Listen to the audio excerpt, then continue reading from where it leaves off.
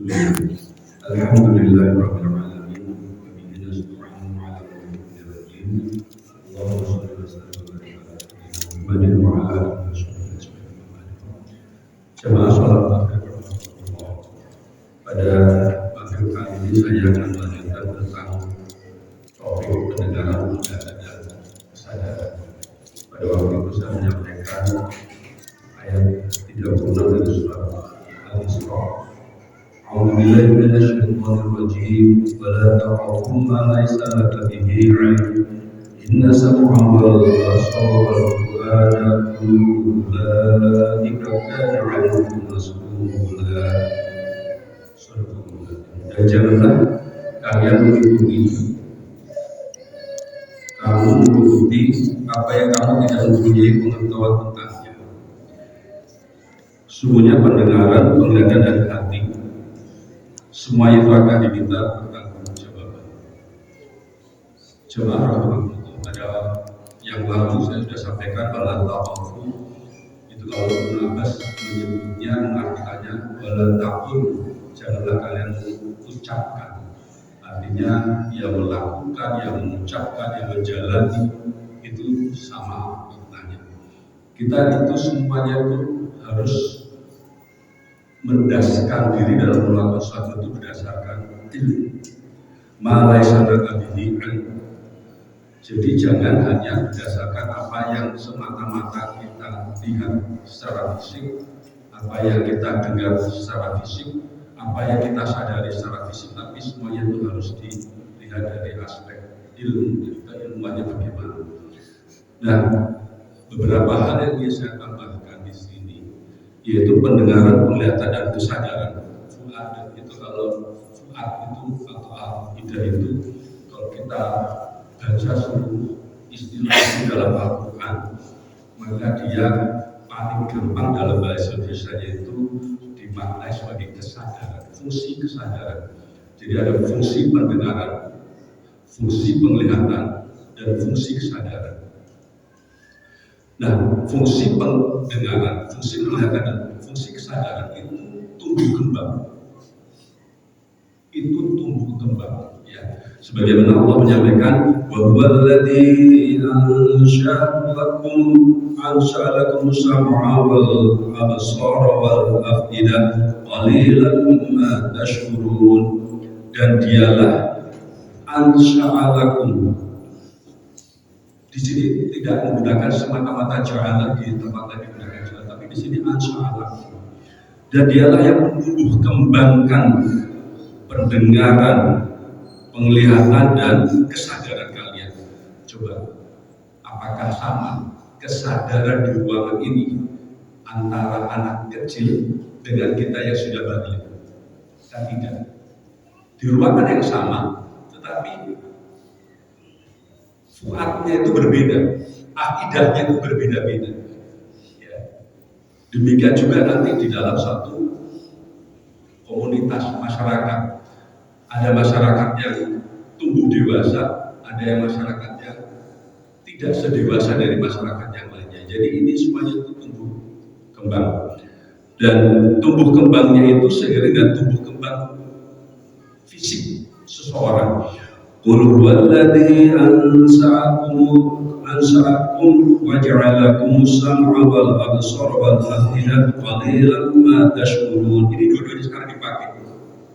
Ya, ansya'a dan ja'ala.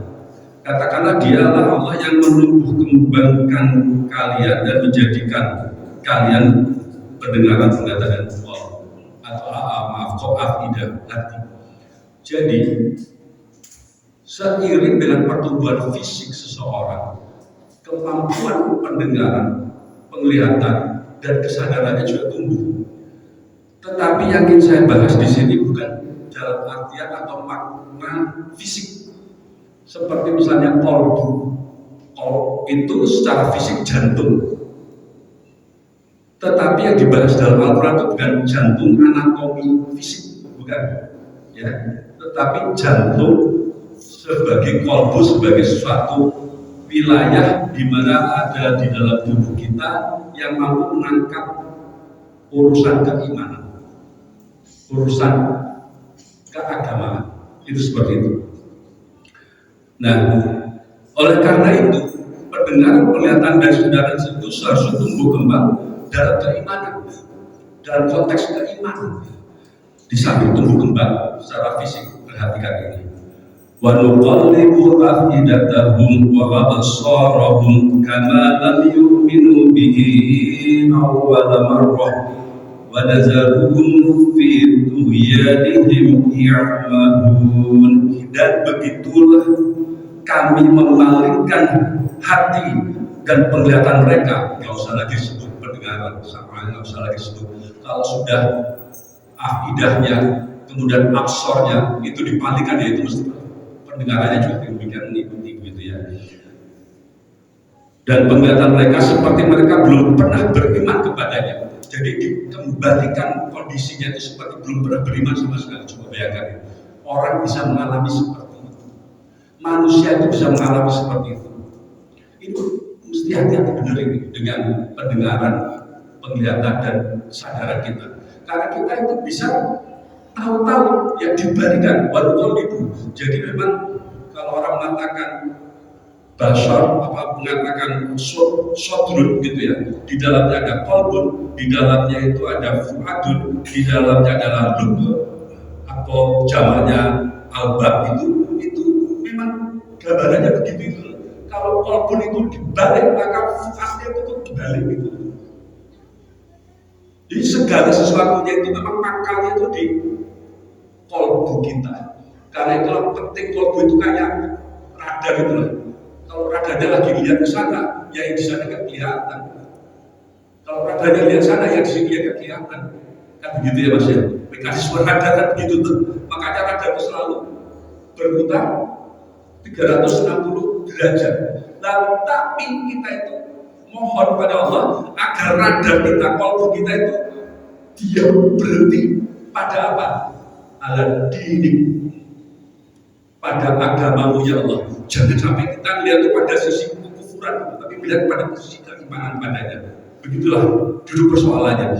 Nah, kita itu berhati-hati karena urusan pendengaran, penglihatan dan kesadaran itu kalau nggak ada urusannya dengan keimanan, maka nggak ada bedanya dengan makhluk yang namanya binatang. Balhum adol, bahkan lebih sesat lagi. Contohnya bagaimana? Ya ayyuhalladzina amanu la yattakhidul mu'minuna al-kafiruna awliya'a min dunil mu'minin fa may yaf'al dzalika falaysa minallahi fi syai'in illa taqum minhum tuqah wa yu'adirukumullahu nafsa wa ilallahi masyir. Wahai orang-orang yang beriman, janganlah kalian menjadikan orang-orang kafir itu menjadi pelindung bagi orang-orang beriman. Ya, sementara ada orang-orang yang beriman begitu. Al-ayah. Artinya dalam hal ini tanggal 14 besok kan sudah pemilu nih, gitu ya. Di dalam kita memilih paslon itu mesti menggunakan pendengaran, penglihatan dan kesadaran kita. Fungsi pendengaran, fungsi penglihatan dan fungsi kesadaran kita dalam memilih. Kita harus melihat betul-betul, kita harus melihat track record mereka. Kalau sekarang kan track recordnya sudah digital gitu ya kan, untuk mendengar, melihat dan menyadari gitu dengan penuh kesadaran tentang paslon yang akan kita pilih. Kalau tidak apa, itu nanti kita akan urusannya bisa dibalikan keimanan kita itu.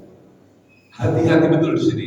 Ya, saya tidak mengatakan pilih paslon yang mana ya, tidak. Tetapi mesti kita memilih itu dengan pendengaran, penglihatan dan kesadaran. Dan itu semua itu dalam konteks keilmuan, harus ada ilmunya. Jadi jangan karena apa selain ilmu itu, yaitu jangan karena sebetulan kita memilih berdasarkan partainya, berdasarkan karena duit pagi harinya, berdasarkan karena kekuasaannya. Dia dalam posisi sedang berada di wilayah penguasa. Lah kalau ngomong soal penguasa wilayahnya, dulu kalau dilakukan survei antara Fir'aun dengan Nabi Musa, siapa yang menang? Fir'aun itu pasti aja, bukan hanya 52%, mungkin 90% pasti akan pilih Fir'aun gitu. Bagaimana tidak ya, dia di backup dengan tentara, dia di backup oleh konglomerat, dia di backup oleh teknokrat, dia di backup oleh media dan sebagainya, di backup semuanya. Kalau diadakan supaya mana siapa? Ya mesti Fir'aun. Tetapi kita diminta menggunakan pendengaran, penglihatan, dan kesadaran kita, ada kita itu dengan penggunaan keimanan. Ya dengan keimanan itu terus kita memperoleh keilmuan. Nah, saya kira saya sudah agak lebih lama daripada biasanya. Bila taufik wal hidayah. Assalamualaikum warahmatullahi wabarakatuh.